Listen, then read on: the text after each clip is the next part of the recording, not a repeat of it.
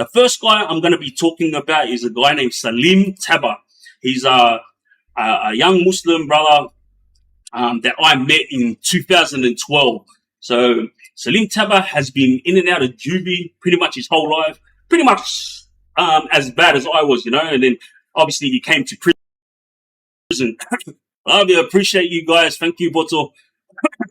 And what happened was, when I met Salim Tabbah, I was going off over a phone call at Lithgow Prison, swearing and carrying on. And then Salim Tabbah banged up to the squad, and he was like, "Oi, why don't you just let him have his phone call?" And they're like, "Oh, it's nothing to do with you, Salim, just stay out of it." He was like, "Listen, give him his phone call, otherwise he's gonna deal with me and him." Appreciate you, Ali. The screws, they know that Salim Tabbah's, he runs amok. So pretty much what he did was, he rolled up his mattress. That's what we do when we go off. We make space, and then the boys who go over the top, they'll put soap on themselves, yeah? And when they put soap on themselves, it's like when the squad tackle them or try to hit them, because they always come in a group. Screws are not allowed to fight you one-on-one. I have seen a lot of one-on-ones in prisons with screws and inmates, but screws are not allowed to fight one-on-one. They could get suspended or even lose their job, but I've never heard of any of them losing their job. But suspension, 100%. So the soap being on your body, obviously, when you got 6 screws trying to tackle you on the ground, it's going to be slippery. That's the reason for the soap, or you can use baby oil or whatever else that there is. There's a big story of a guy in the UK. He used to put feces, or if you guys don't know what feces is, like itch all over him, and the screws would be too scared to run in on him because he's got all that rubbish all over him. Yeah, appreciate you guys. Thank you very much. So when Salim Tabbah stepped back, I stepped back. I was ready to go. The squad ended up calling the bosses. The bosses came down and they were like, "All right, look, Vaiusu, we're going to give you your phone call." Had my phone call. I was happy. Came back. And then I walked to the back and I was like, "Oh, buddy, who are you? What's your name?" And he was like, "My name's Salim Tabbah." And I said, "Hey, thanks for backing me up. You didn't have to do that." He goes, "No, it's all good, bro. I hate screws." So Salim is one of the guys inside prison. James, love yous. He's one of the guys inside prison that always attacks officers, yeah, and he's known for blueprint. And he's not one to take a backward step. Every single inmate inside prison knows Salim for what he is, and there's not many guys who go on with it like Salim. A lot of boys have got big names, but not a lot of them have the balls like Salim, I can't really put him in a certain position of ranks or leadership because the guy just doesn't care. He was there's a young brother named Junior Tokatuki, Samoan kid from Mount Druitt. Him and Salim were pretty much the same. They just did not care. Yeah, they go on with it. No matter who you are. But Junior's story will come later. Today, Salim Tabbah. After I met with Salim Tabbah, we ended up becoming close but he was younger than me, and we would always write letters to each other. And Salim, he's actually someone that I consider a special guy. Yeah. So he was in for Erdeme, yeah. What happened was someone answered the door, and then all of a sudden, and then the boys took off, and Salim and his co-offender got charged for it. And the reason why they got charged is because a family member of the co-offender handed in the act gay and that to the police, not knowing that it was involved in something the night before, yeah. And so Salim and the co ended up coming to prison. They went to trial, and when they went to trial, Salim Tabbah, appreciate you guys. Salim Tabbah got found not guilty on murder, but guilty on manslaughter. But his co-offender, he got found guilty on murder. So obviously, he copped the whack, and Salim Tabbah, he got the lower end, And the big thing about this story is I I'm not really gonna get into the story, but I know it inside out. But the Salim Tabbah's co-offender, actually, you know what? I can't say that because I don't want to get involved in it. But Salim Tabbah's co-offender inside court after they got found guilty for their charges. Remember, Salim's got the lower charge. He turned around and he hit Salim, yeah? And then Salim, he can fight. He could have turned around and retaliated, but he maintained composure because he didn't want to hit another Muslim brother, all right? And the reason why his co-offender hit him is he was saying, you were the one that shot him. Like, why did I get found guilty for murder? You were the one that shot him. And, like, he was going off, but it's too late. It doesn't matter what he says in court. Like, once the judge finds you guilty and sentences you, that's it. You can say all you want. The court is done and dusted. You know what I mean? Anyway, long story short, the years have gone by. Both boys are doing hard time, yeah? And then Salim ends up in Supermax, and now he's gotten away from all his gang stuff. But let me tell you something, to all you youngsters out there, who's running amok for older boys or who's running amok for their bosses, yeah? Salim Tabbah was the type who was front line for the BFL boys, so Bass Hemsey's boys, yeah? But he wasn't BFL. So whenever the boys would send a message to Salim, hey, I need this guy to get got, Salim would attack. If Salim went somewhere and he knew this guy had an issue with me, he would attack. Like, he's not the type of person that has to be told. This is the same relationship that I have with my brother 212 Heat, you know, and also my younger brother, Skivvy. You don't have to ask us to do something. Like, as soon as we know, like, it's on. But with Salim, the difference between us and Salim is like me and my brothers, we're together and we love each other dearly, and also like everything we do, like it's all or nothing. This is what's us growing up together. But with Salim, his thing was if anyone touches the Muslim boys, it's on. And because Bass is very influential with his words, he had Salim like attacking guys for his gang, you know. And Salim's not BFL, but he did it for the love of Allah. You know, he didn't care. It's his Muslim brothers. He wasn't doing it for the gang. He was doing it for the love of his religion. And so everywhere Salim went, he kept attacking.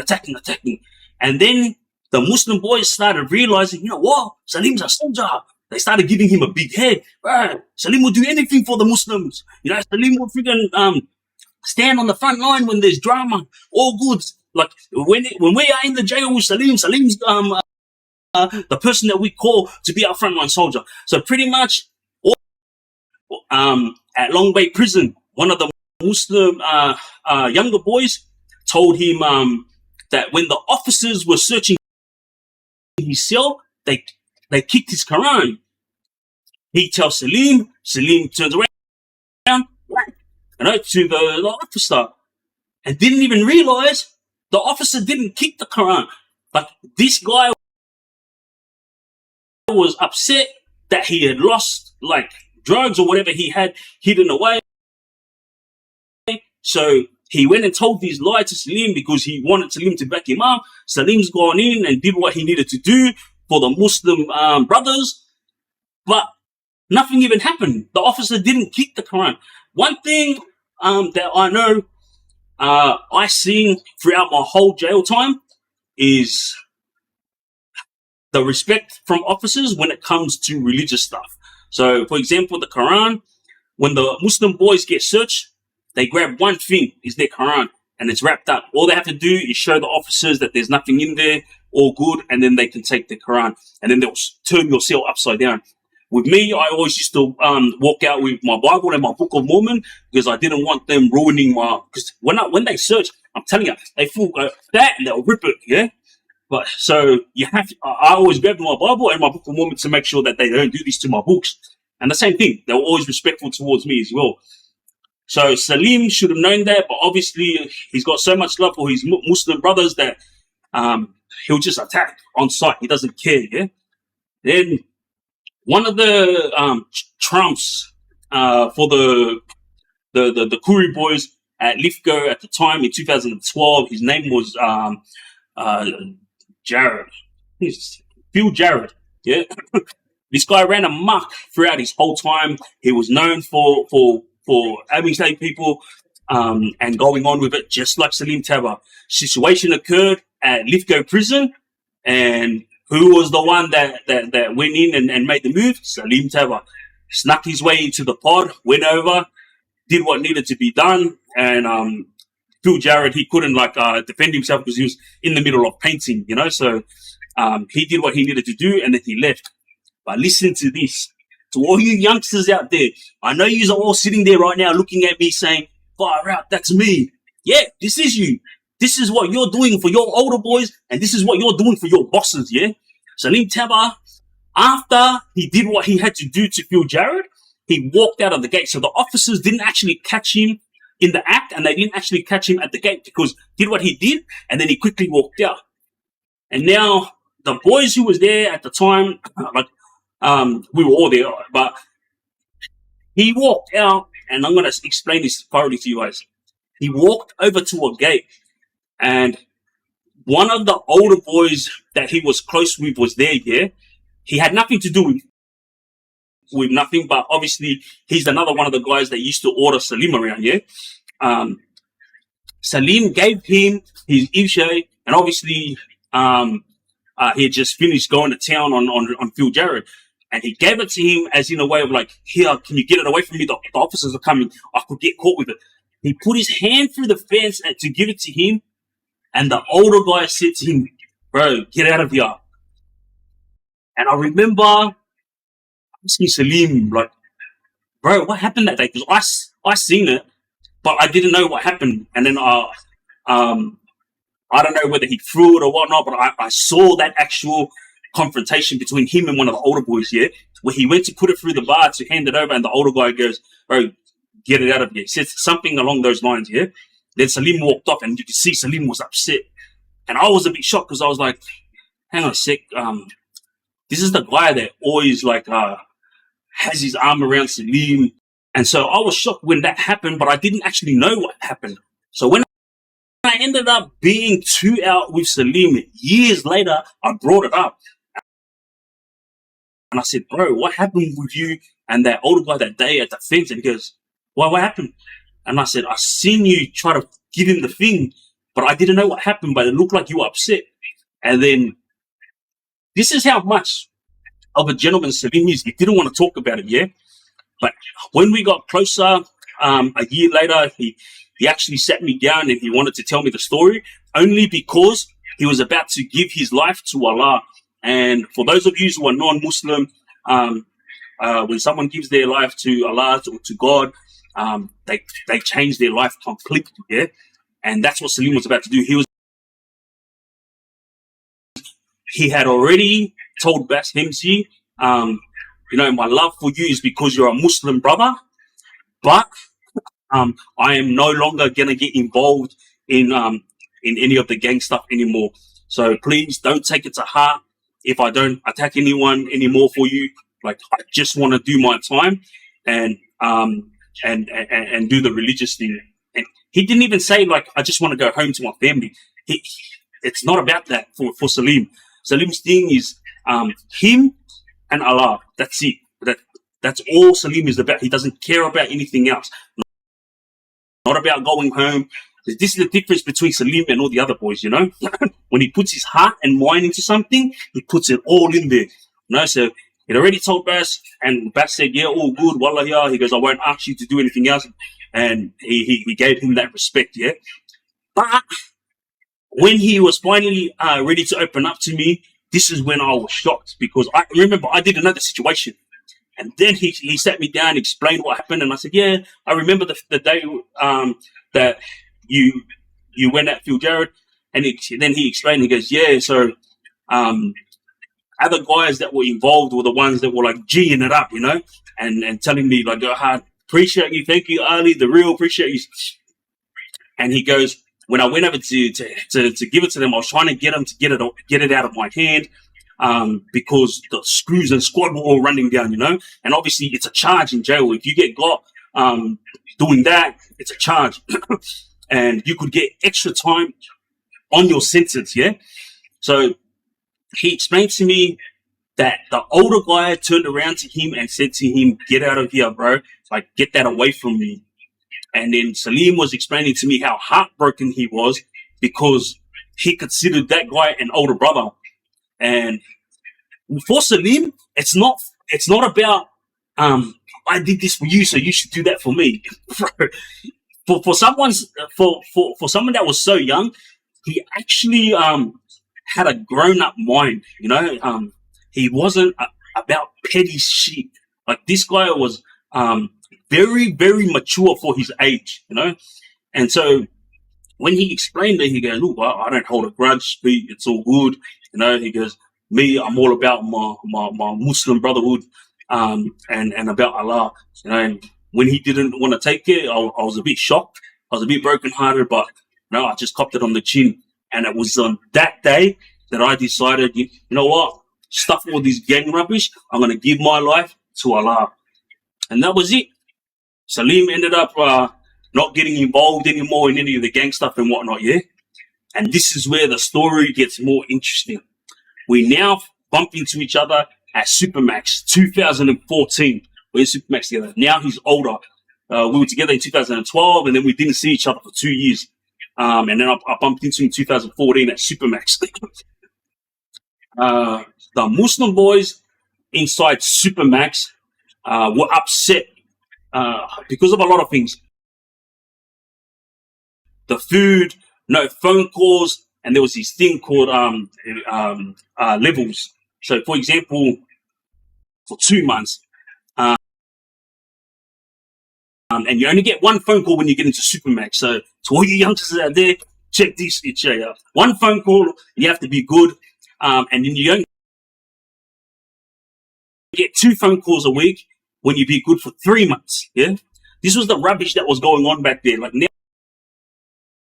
now Supermax has calmed down a little bit, but this is what we were putting up with back then. And so the Muslim boys, they wanted to do a hunger strike. Bro, I'm an islander. Well, I don't do hunger strikes, you know. So when this talk started happening in Supermax, they're going to do a hunger strike. They're going to do a hunger strike. I thought to myself, you know what?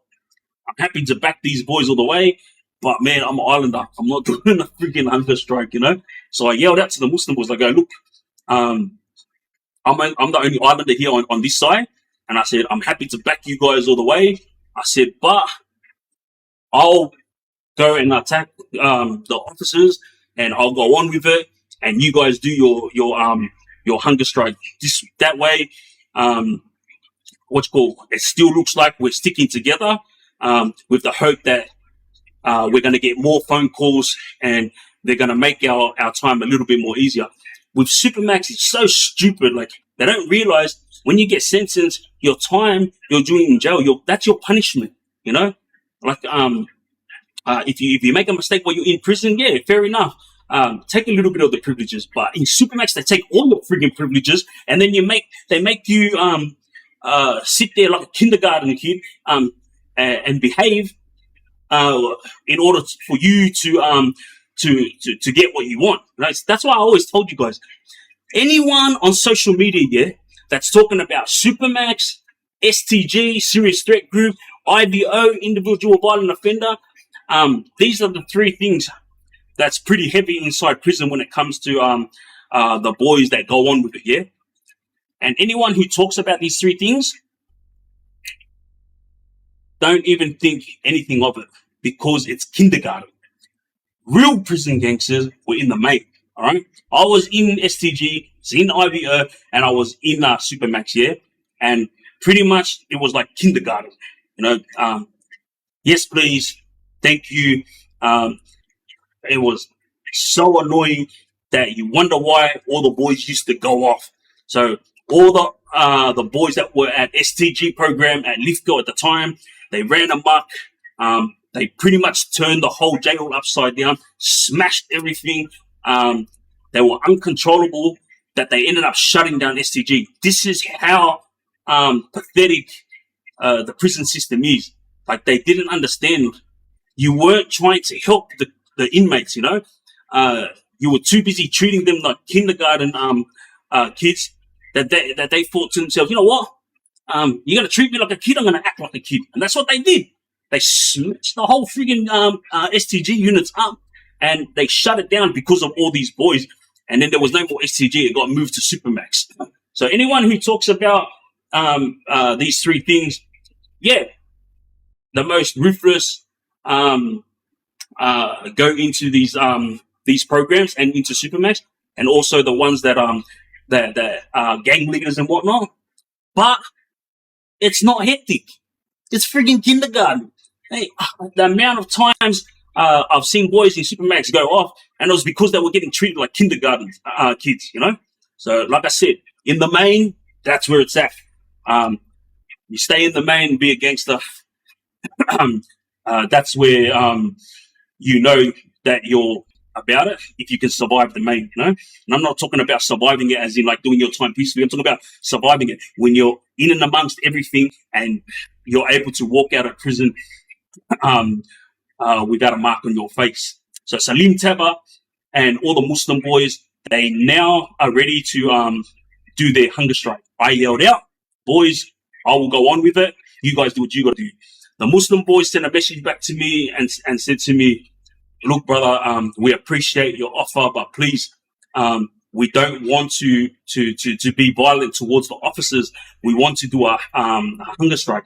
And I said to them, what is a hunger strike going to do? Okay, it might work in the main because you've got all the inmates there who will stick together, and there's big amount of numbers, like 500 inmates. Okay, if you do it in Supermax, so for those of you who don't know, Supermax only holds 54 people. That's how much it holds back then when I was there. And at the time, there was only 32 of us. So these 32 guys that were in Supermax were considered high profile and dangerous. Ivan Malat, friggin' Bas Hemsey, Mick Kanan, like these are all the big massive names that were in there, Waza Alistad, Emad Sleeman. I could go on and on and on with the most dangerous guys that were in there. But when they said to me that they didn't want to be violent, they wanted to do a hunger strike, I was like, boys, straight out, I'm not doing it. Okay, you do what you've got to do with your hunger strike.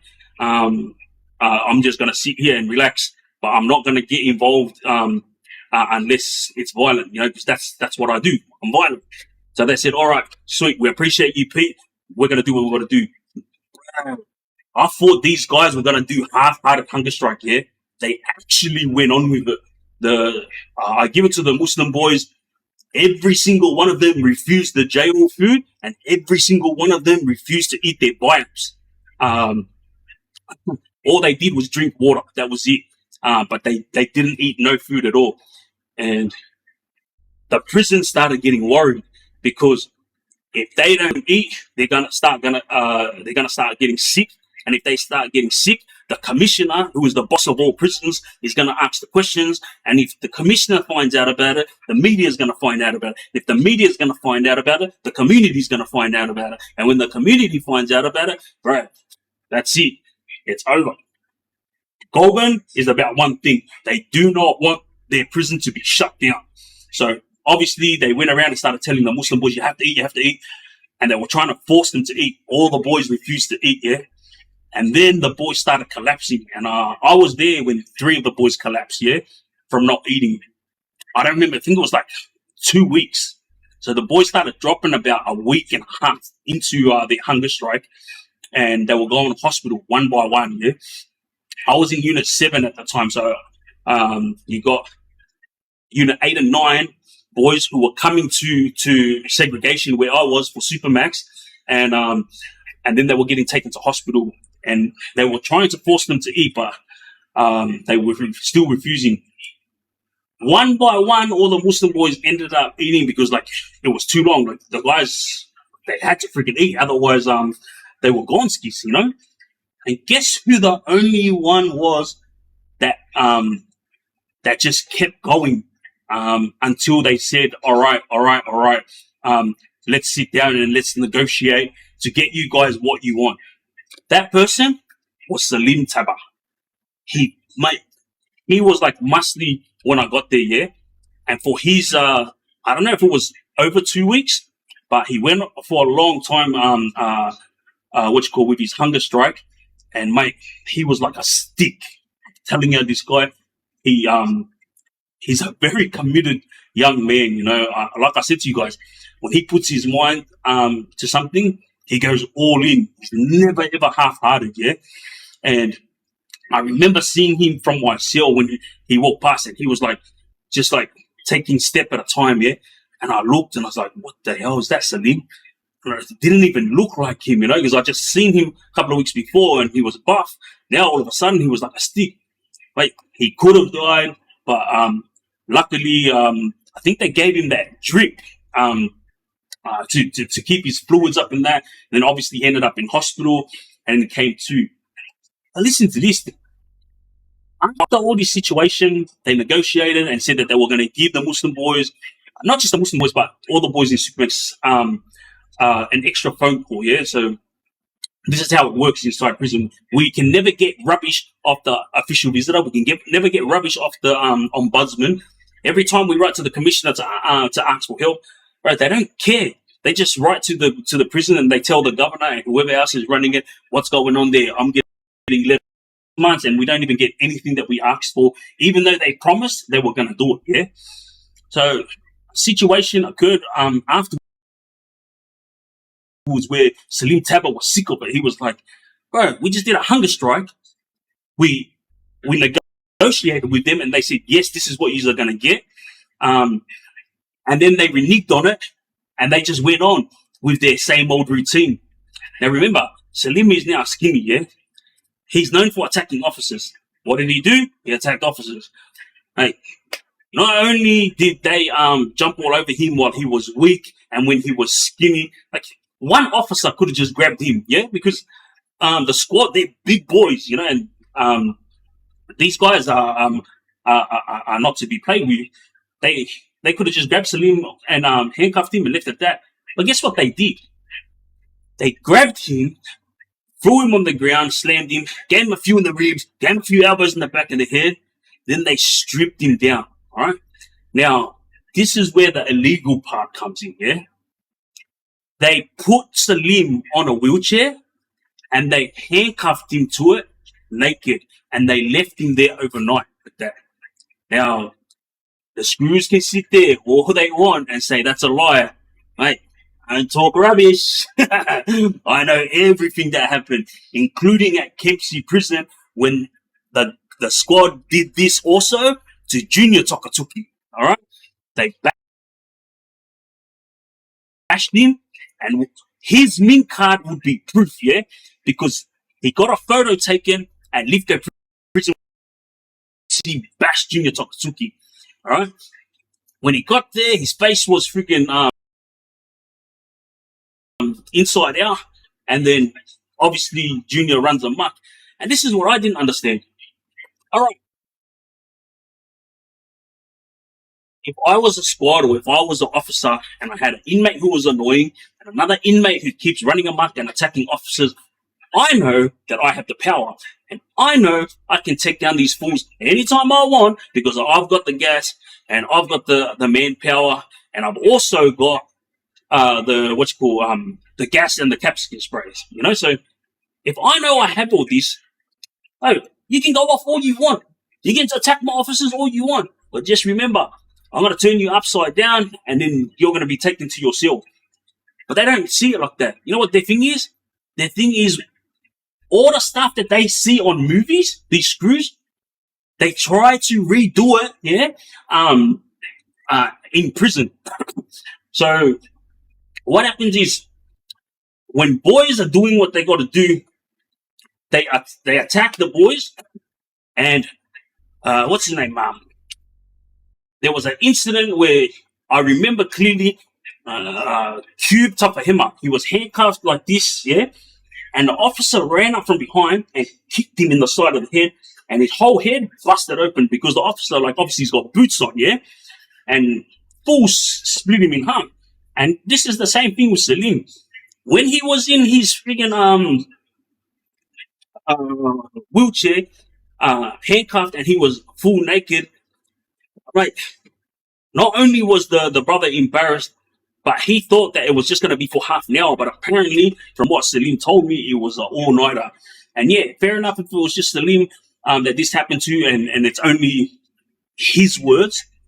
But hey, everyone in Supermax saw this happen. And it wasn't just Salim this happened to. This has happened time and time again. And hey, take me to court and sue me for freaking defamation or for talking shit, and I promise you, I will get 500 inmates that will freaking turn up and back me up, saying that all the freaking shit you freaking did to the boys inside prison. And I promise you, we will shut down every prison one at a time until there is a prison that is good enough to handle the inmates. Mate, you're an Indian, you've got all the power, yet you still freaking do corrupt shit, alright? We're talking about corruption. Let's go to freaking Lithgow Prison. An officer, governor named O'Shea. Alright? This cunt, he's been all over the news for his corrupt acts. Alright? And remember, for those of you who don't know this, a governor is someone that runs the prison. Yeah? It was me, it was John Taufahema, Borgie, Aussie boy, Booth, Razak, and Blackie. He was the one that had the issues with the Darwiches at the petrol station. So we were all in the line, and we had all been treated like rubbish for about 2 months, yeah? And everyone was stressing out, and then we all made a plan. We said, listen, we are going to refuse to go in our cells, because this is our cell here, yeah? And then we got a little yard at the front. So when we're in our little yard at the front, they tell us at the end of the day, all right, everyone get into their cell. Everyone will go in their cell, and then they'll come in, handcuff us to the front, and then they'll lock our back door. That's how it works. We all refused to get locked in our cell. Turn it down. So we all refused to get locked in our cell, and we all made a plan that we wouldn't get locked into our cell until Governor O'Shea comes down and sees us. The squad all come down.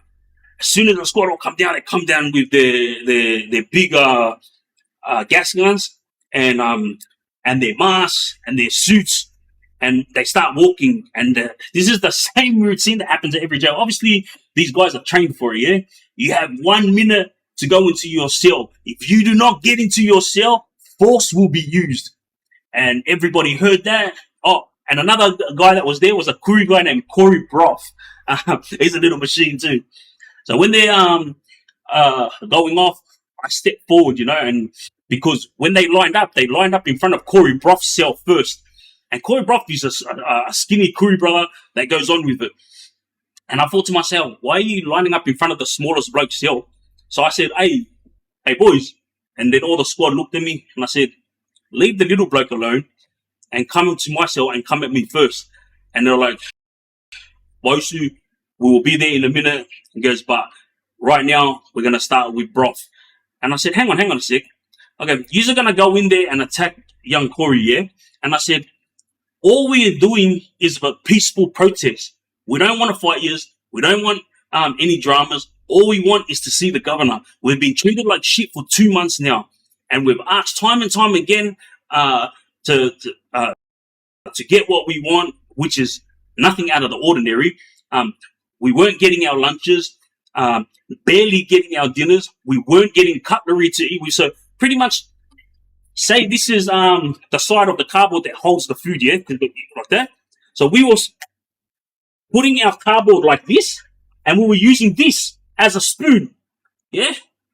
And guess what? This is a prison that's funded by the government. We can't even freaking get cutlery. We're using the freaking lid to feed ourselves. And you wonder why we were freaking going off. And so when I had said it politely to the officers that we wanted to see the governor, and we didn't want no trouble, the squad at the time turned to me and said to me, look, honestly, Vaiusu, goes, we don't want no trouble with you guys. He goes, but I'm going to be honest with you. Mr. O'Shea doesn't want to come down and see you, and he ordered us to force you guys in. And I was like, whoa, I've been to so many prisons, yeah, but I've never had been to a prison where the squad actually told us what was happening. Usually, if a governor said something like that to the squad will keep their mouth shut and just do as they're told, follow orders. But I knew that the squad that was there at Lithgow Prison didn't really like Mr. O'Shea, yeah? Just from the way, appreciate you guys, just from the way that he was, oh, shucks. Hey, what I got to do here? It's a puzzle thing. Hang on, guys, I just got to do this puzzle.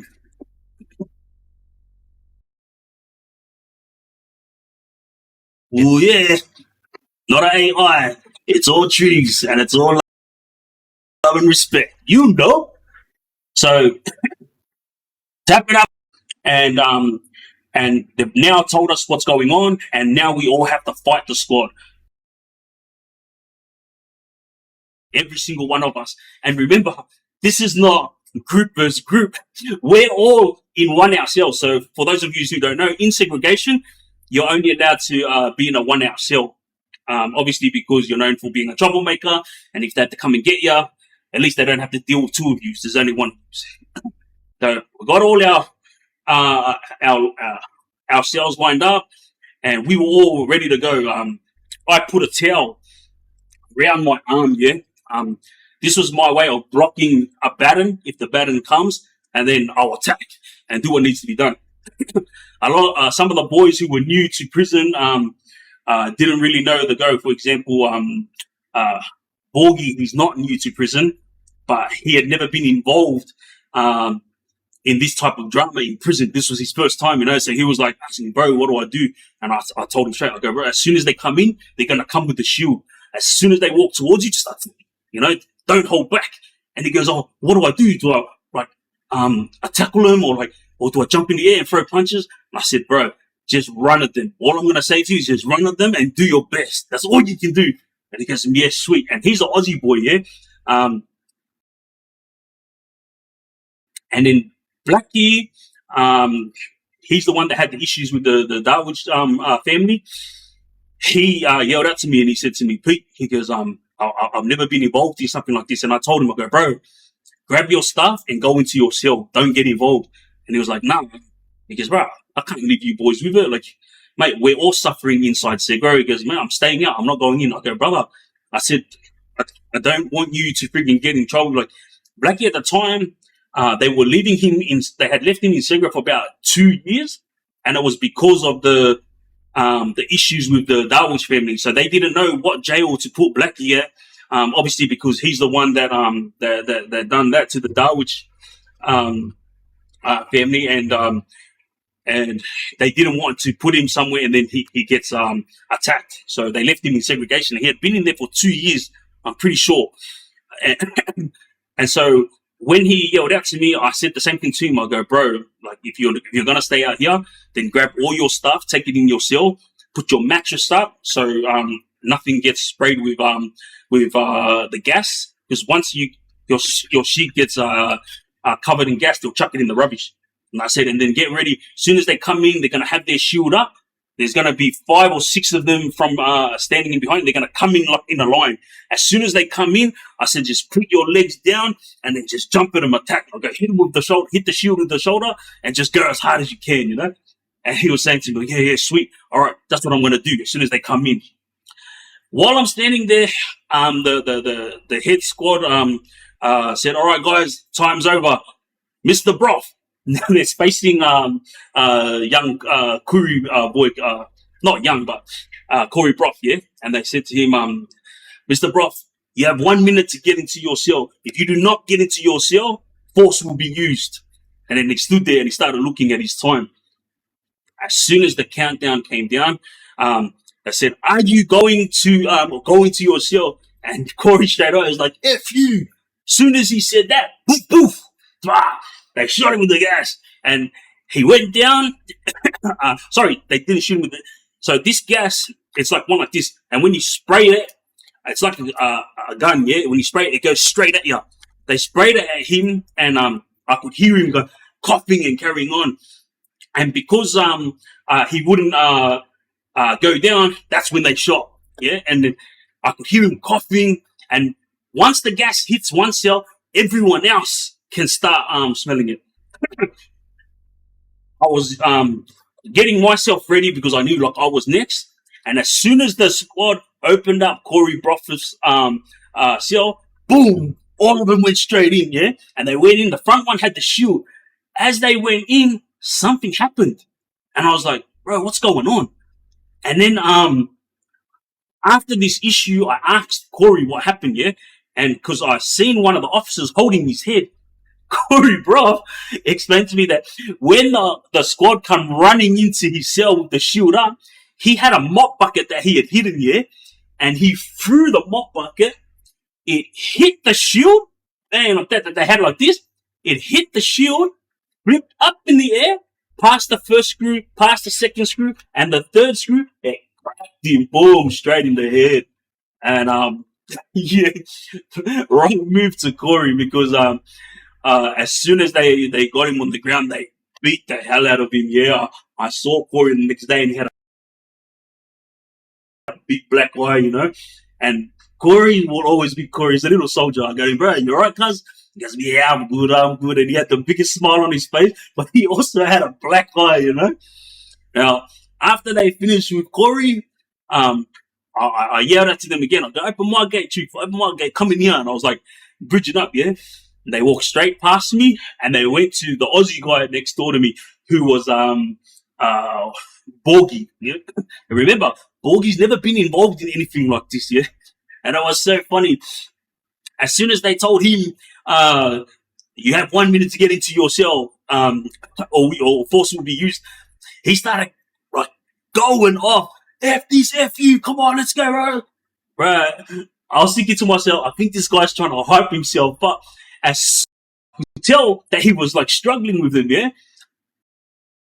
As he was struggling with them, they got him on the ground. They were like, stay on the ground, keep your mouth shut. Handcuffed him, took him to his cell. Locked his cell. Third person, I was sitting there, same thing. I was like, chief, he's ready to go, like that. They just walked straight past me. The third person that they went to was Booth, Razak. He was all the way down in the end cell. And I'll never forget it. He was also one that was going off. But I didn't realize that Booth, I think he had like some issues with his lungs, like maybe asthma or something. I don't really know what it was. But as soon as he got hit with the gas, he was coughing like there was no tomorrow. Like he was coughing and choking at the same time. But while he was coughing and choking, he was swearing like, "Oh, your dogs! How about your dogs?" As soon as the gates got open, boom, the line went in, and I could hear like that. And they got him down, but easily, but only because the guy couldn't breathe properly, you know. And for those of you who have never felt capsicum spray, what they hit us with inside prison is 10 times worse, yeah. And these things are called canisters. The ones that I told you, it's like fire extinguisher, and they spray it at you. So some of them come out, some of them come straight at you. And then if they can't, if you are the type that can handle the canisters, then they'll bring out the guns and they'll shoot the gas at you. So after but a booth went down, boom, they went over to Blackie. Remember, again, Blackie, he's never been in this type of situation. He asked me what do I do, and I explained to him, just attack. Same thing, he was going off, door cracks open, the line went in, poof, shields are up, and all I heard was, it was probably the loudest crack that I heard. It just went crack. And as soon as the noise went, I was listening like that, and it was just like, and I was like, what's going on? What's going on? Like, stay down, buddy, stay down. What's going on? And all I could hear was him saying, get off me, your dogs, get off me, your dogs. I was thinking, bro, what happened? Is he fighting? Was he struggling? I didn't know what was going on, yeah? Same thing. The next day, when we were having a laugh about it, I got him, bro, what happened to you yesterday? I heard two big noises.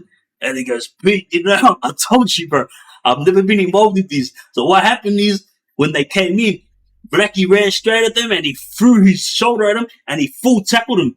But when he tackled, he tried to lift them up. And because there's 5 of them, well, there were 6 of them there, but 5 of them was the ones that went into into the cell, and one was holding the camera because they always got to film everything that happens. And he goes, because he tried to lift the guy up that had the shield, the four behind him leaned forward.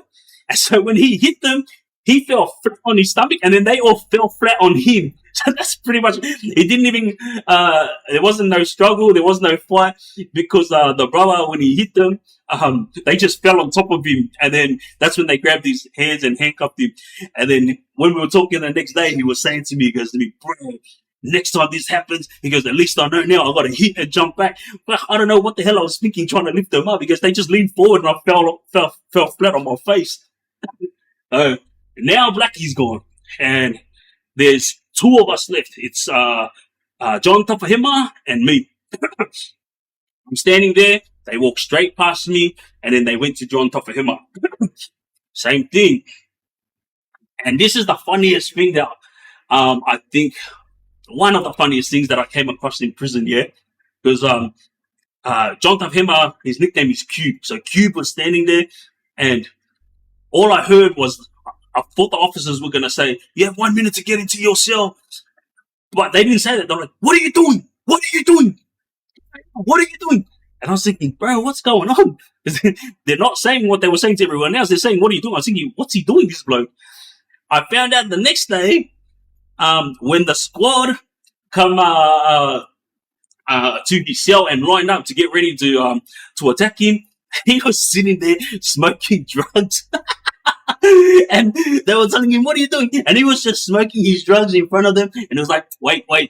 And they're like, put that down now. And he just kept smoking. He did not care, yeah? And then when they were saying to him, you have 1 minute to get into your cell. If you do not get into your cell, you were going to be forced into your cell. He just kept smoking.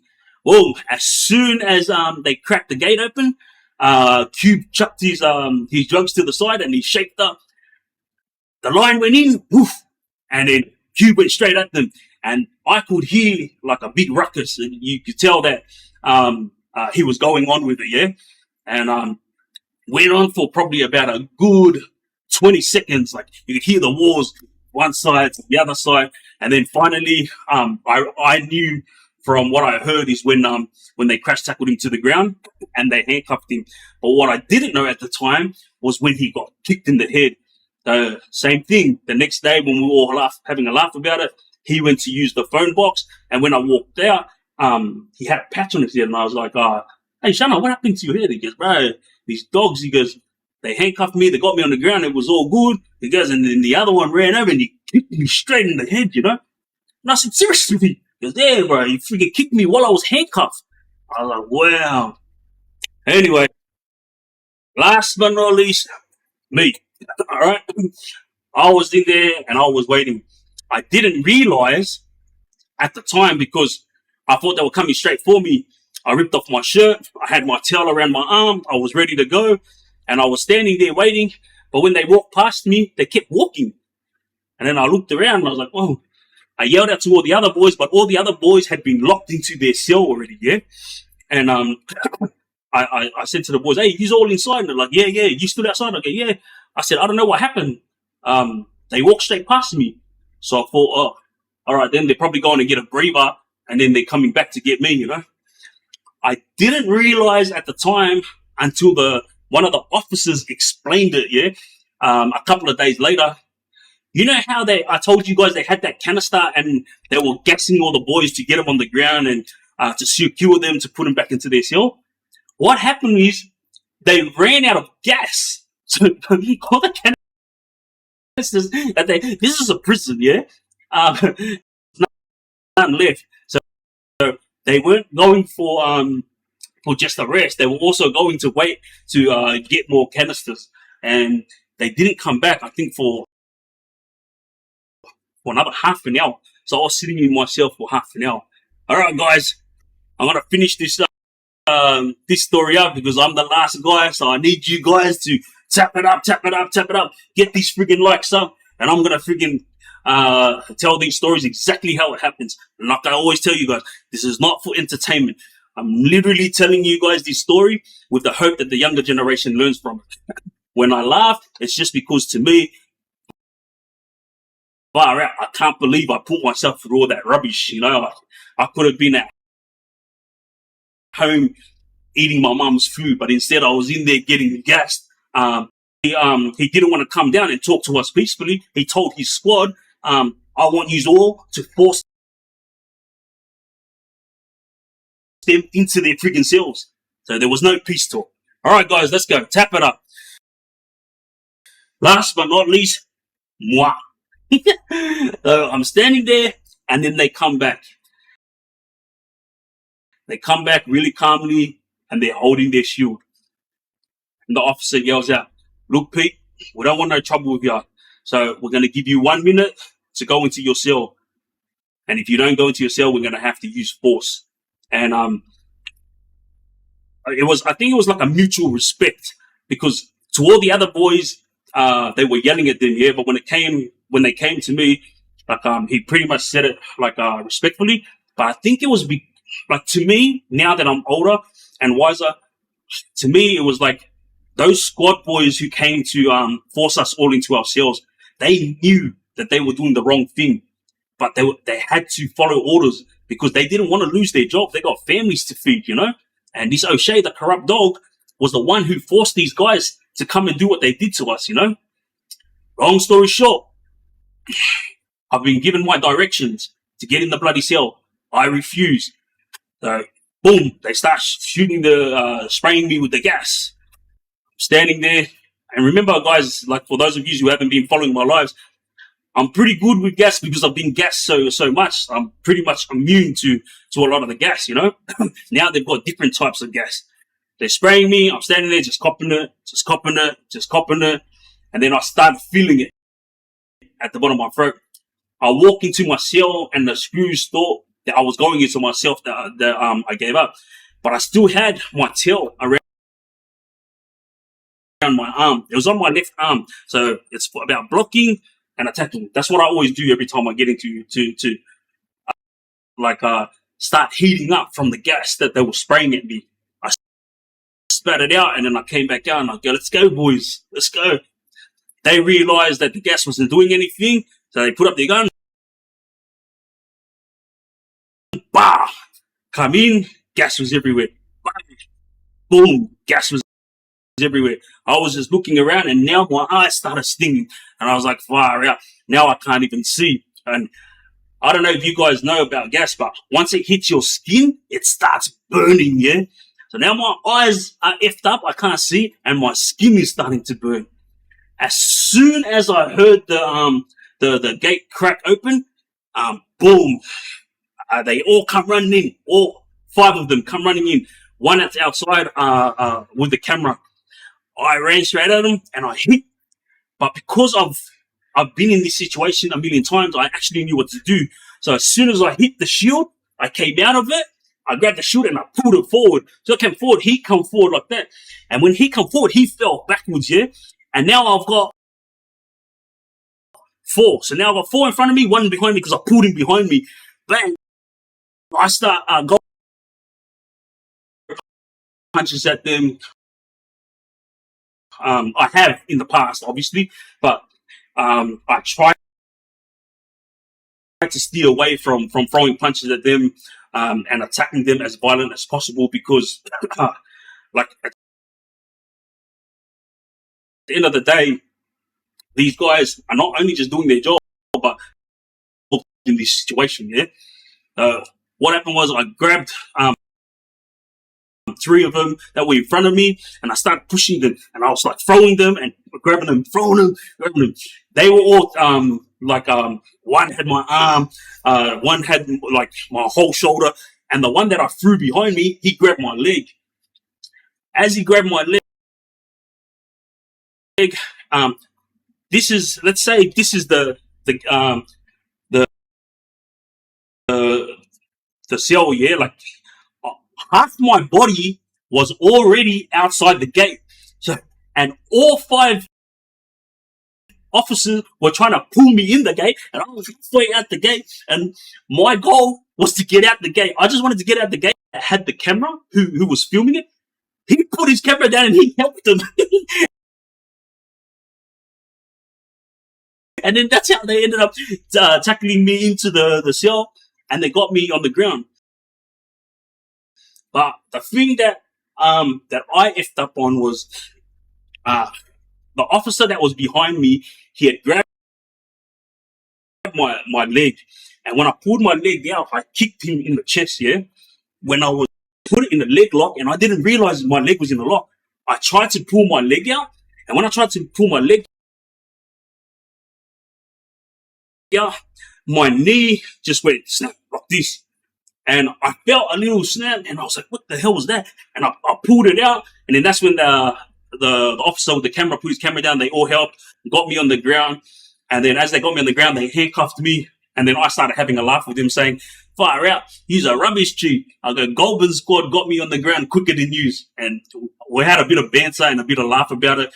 They got me up, they put me in my cell, and then they were like, you all right? You need to see the nurse. I said, nah, I don't need to see the nurse. I'm all good. Yeah. And that was the end of it. All of us now were secure in our cells. All of us got asked if we wanted to see the nurse, and we all said no. Me not thinking anything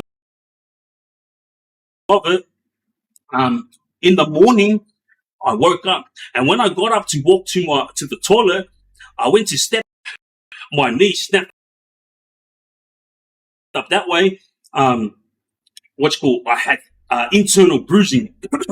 So I buzzed up, I asked to see the nurse. They took me to the nurse, and then I got put in front of a doctor, and the doctor ended up saying, look, you're all good, there's no issues, you just got a bit of internal bruising, so just make sure that you don't play any sports or anything else. Because you don't want your body parts fixed once you F it up. And so this whole story that I've just explained to you guys is a story that needed to be told, yeah? Because it's all about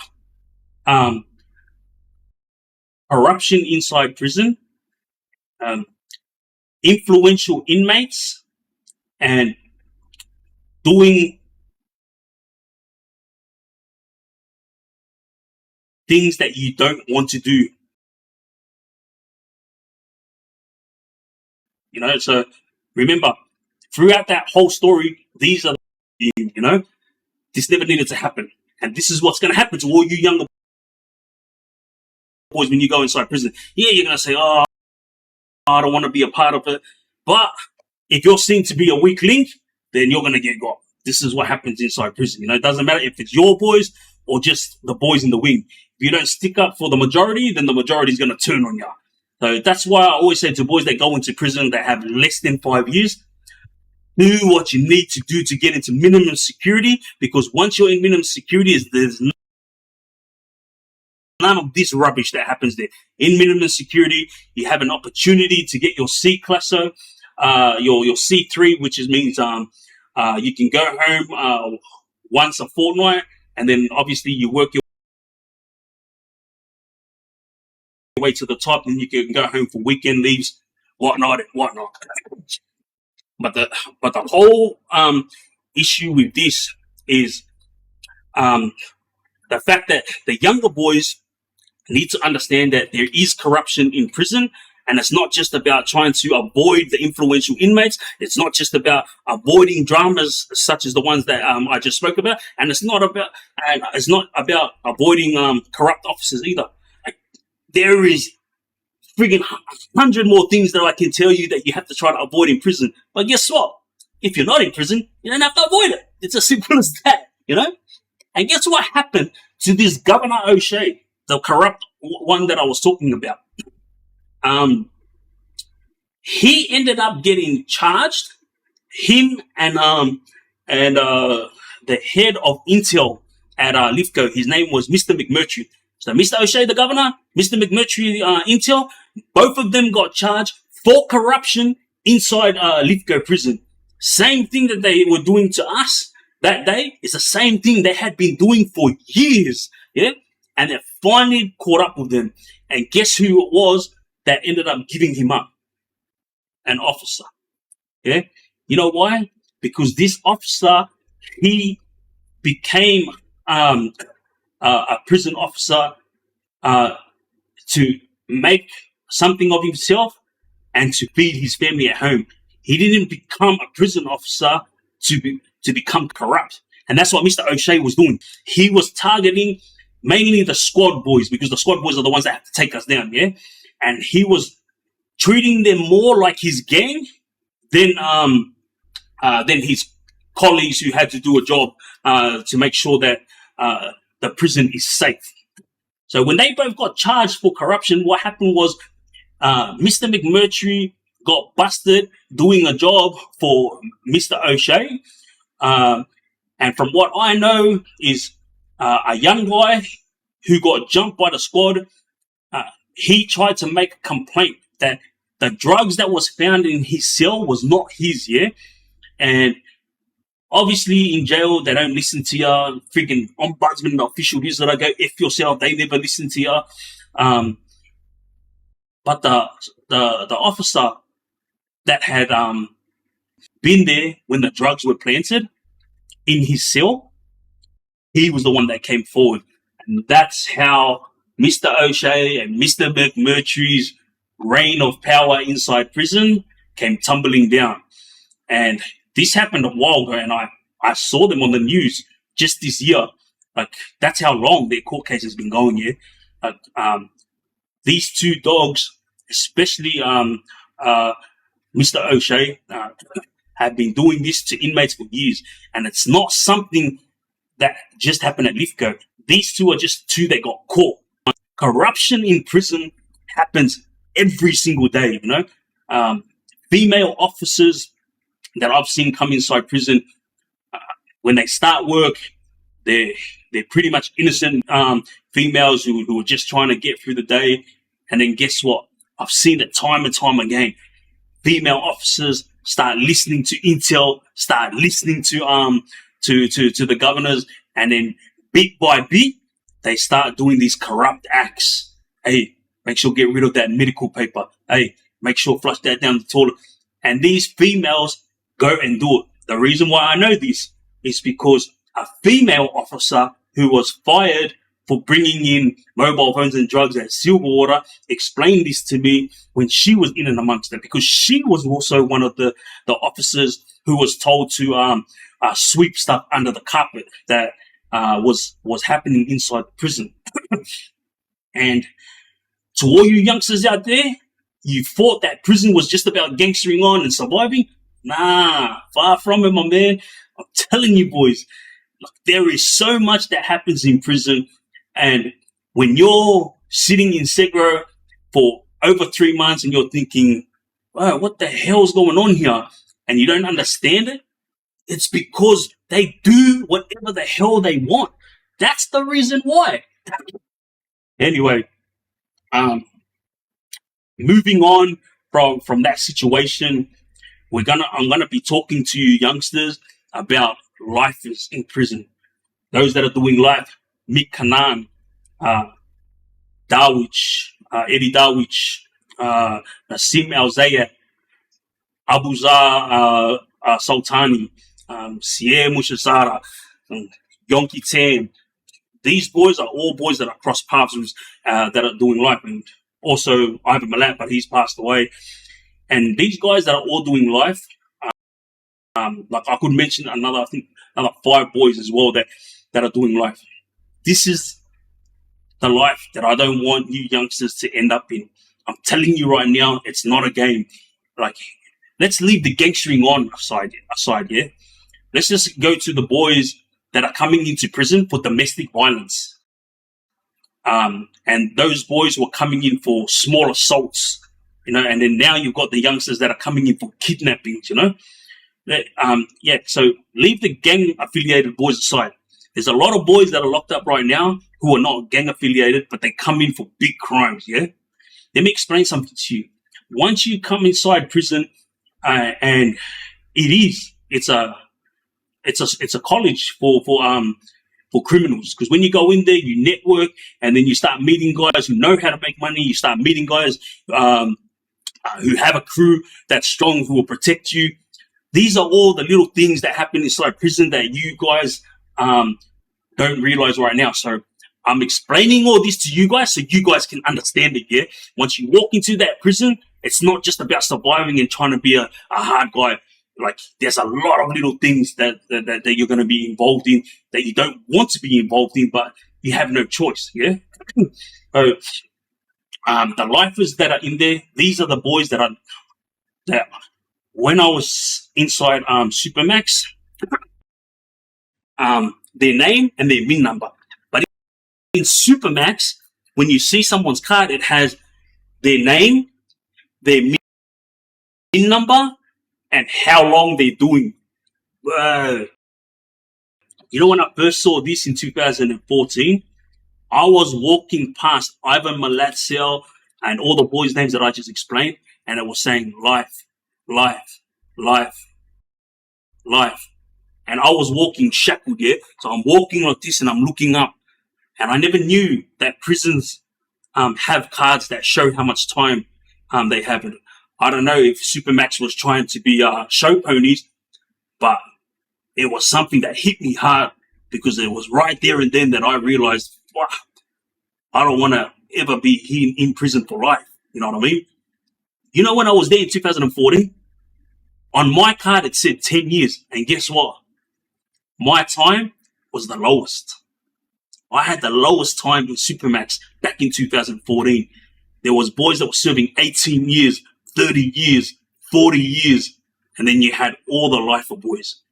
And yeah, there are boys who are doing life that are handling it, but you can tell that the time they've spent in prison is now getting to them, you know.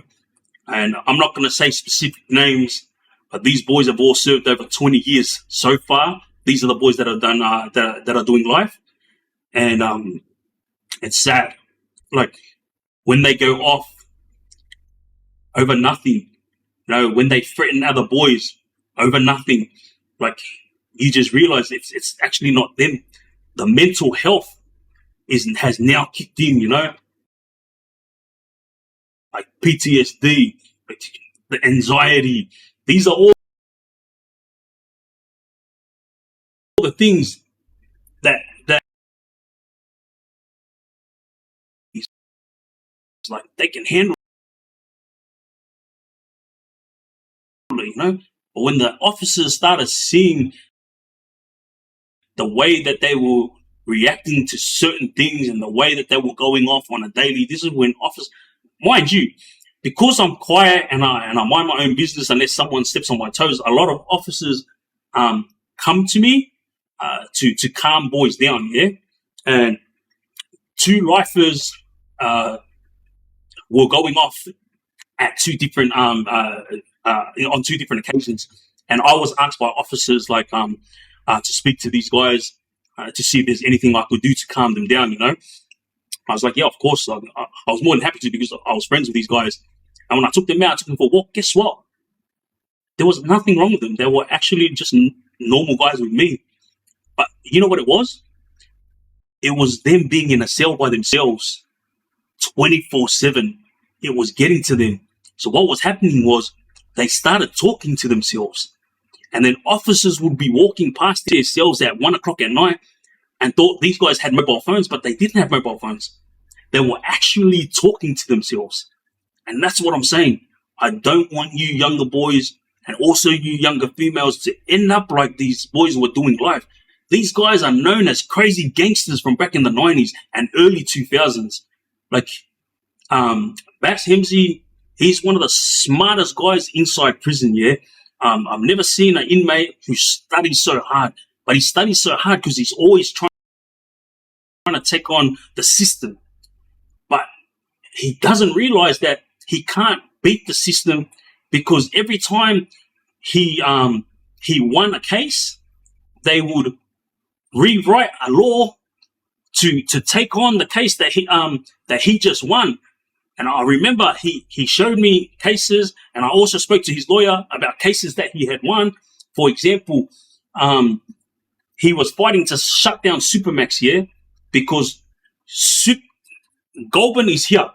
Supermax is inside Goulburn.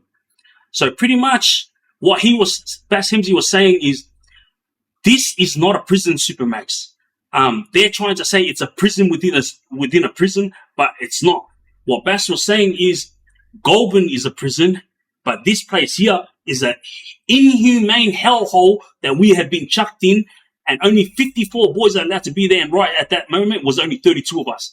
So he was saying this is not a prison, it's a hellhole that's inside Goulburn prison, and it's inhumane. When he took it to court, he fought it on the basis that Goulburn Supermax was considered not a high risk management correctional center, but it was just a high risk unit. Yeah, he won that case. And they shut down the remember those levels I was telling you about? Like you have to be good and you get a TV, you have to be good to get a radio and a rebel. So Bass Hemsey is the reason that level system got shut down. All right. But when he tried to shut down Supermax, the government or whoever it was that swindled this move, they went and changed whatever they changed, and they now call HRMU. So it was called High Risk Management Unit. So Bass was saying High Risk Management Unit is not a prison for Supermax inmates. It's just a hellhole unit that they've chucked us in, and inhumane stuff is happening in this unit, which is called High Risk Management Unit, HRMU. So what they did is they swindled a move, and then they went and changed the name to High Risk Management Correctional Center. So now, if Bass tries to argue, they can say, what are you talking about? It's not called High Risk Management Unit anymore. It's called High Risk Management Correctional Center. So it is a correctional center, and it's now a correctional center within a correctional center. I don't know if you guys are understanding what I'm saying, but all I'm saying is you cannot take on the system, especially if you're Bass Hemsey, because he's considered an enemy of the state, yeah? But the point of all this is targeted straight to you young guys out there. Honestly, boys, and young women out there, the mental health problems that's happening inside prison is gonna hit you hard when you walk in there. It's not a game, you know. Whatever you're doing out there, outside right now, just remember, it's your choice. You have the freedom to choose what you want to do. You know? And if you keep doing the wrong thing, you're going to end up inside prison. You're going to end up in and amongst all the stuff that I just spoke about now, yeah? And seeing the boys the way they were, it was hard for me to see, because I knew that they're never going to see their family again. Majority of them have never touched their family members in over 10 years. The status that I told you guys about a couple of weeks ago, which is extreme high restricted risk. Those inmates, like Bass Hemsey, they're not allowed to hug their mothers and their fathers. And again, I just don't want you guys to end up in that situation. So if you're in and amongst it right now, you have a choice. Remember that video that I sent to you guys where I said, would you rather a prison cell or would you rather hang out at this beach? Remember, I'm not trying to tell you what to do. It's just food for thought, yeah?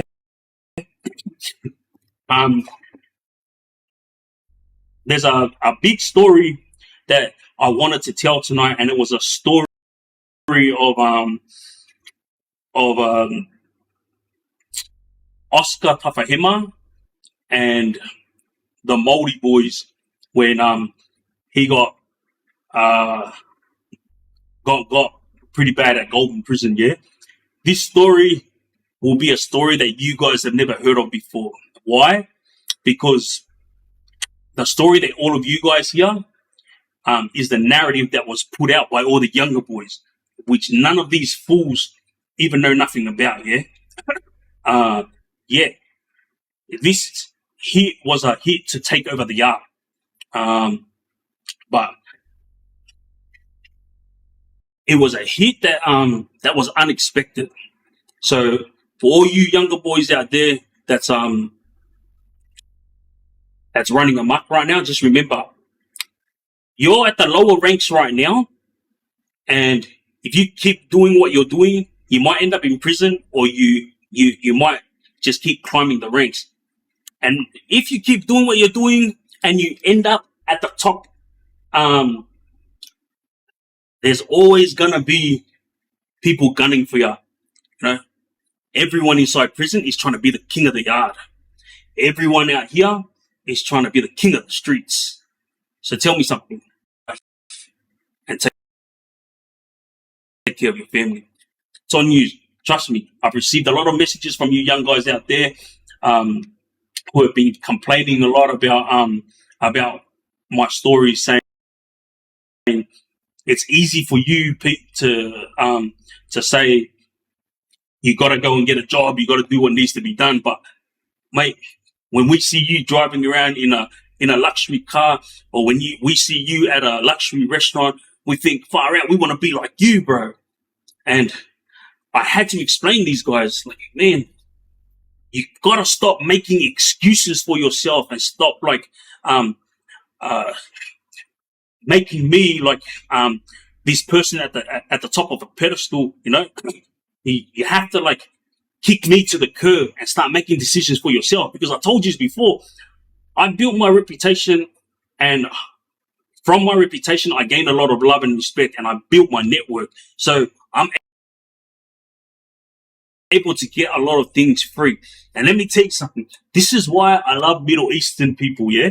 Like, whether you're Lebanese, Turkish, Syrian, I love Middle Eastern people because they know how to work the system, yeah? I remember when I was with my close brother, Afif, he's got a brother named Nick, and I needed my office built, yeah? And people were trying to quote me $20,000 for my office. And then Afif's brother Nick walked in when I asked him for help, and he was like, $20,000, what, are you building a mansion? And I said, what are you talking about? He goes, brother, let me show you how Lebos do it, yeah? He give 2 seconds. He called up his cousin who was good at plumbing. He called up his other cousin who was good at doing the floors. He called up his other cousin who was an electrician, and he called up his other cousin to come and help do the staircases. All these guys built my office for free, yeah? And I was like, bro, I want to pay something. And Nick goes, nah. That's not how Lebos work, brother. He goes, see us? He goes, we do for each other. He goes, so now that they've done this for you, Pete, I owe them a favor. I have scaffolding, and I have a lot of network on my side. And whenever they ask me for something, I will do that for them for free. So to all you younger generation out there who's killing my life, when you're saying, oh, I just want to be like you because I see you driving around in luxury cars and whatnot. Boys, I do not own luxury cars. I have a network of people that I have built, yeah? And these people own luxury car companies. These people own luxury restaurants. And so when I want to eat for free to take my wife there, these are the guys that are like, bro, bring your wife here, come and eat with us. And when I want to get a luxury car for my niece's wedding, or for my niece's year 12, I just have to make a phone call and I get it for free. So to all you youngsters out there, please stop trying to put me as someone that's that you look up to in the game world. Hey, cut my legs off. Let me freaking rest, yeah? And when I'm resting, you have a look at the world and build your network, build your reputation. Trust me, when I was in the game world, this is my thing. I always made sure that I had a clean reputation. Obviously, all these young islander gangs tried to ruin my reputation. That was one of the main reasons that I got on social media, to straighten all that out. Now that is all straightened out, everyone that was friends with me or family with me in the past have now all come back and asked, why didn't you say this a long time ago? Why should I say it? If you were my family or if you were my friends from back then, you should have just trusted in me. You know me inside out, but you didn't. You know, you listened to all these young shit talkers, and then that's what happened, you know. My name was ruined, and I came out and I fixed it, and now you all want to jump back on my bandwagon. But when it comes to you younger guys, this is what you guys have to do, yeah? Do what you got to do to build your status legitimately. I don't care if you're not working on a job. even if you got freaking friends who are going to help you out with a bit of money, yeah? Like, use it to your advantage, and you have to use social media. Trust me, guys. Like, get on social media, learn, like, YouTube. I freaking been out for 16 weeks. I got on YouTube, and I freaking learned how to use social media, and I learned how to build websites. Like, I learned how to build a team. Without my team, none of this would ever happen. And that's what I'm saying to you. If I can be out for 16, 17 weeks, and I can make this much money, and I can have a platform such as this beautiful platform that I have right here, then imagine what you can do. You know what I mean? You can do 10 times better than me. And I'm going to tell you exactly what I always tell my nephews, nieces, and my brothers. Don't try to be like me. Be better than me. Now, that's all I've got to say, because life is very easy to live if you live it accordingly.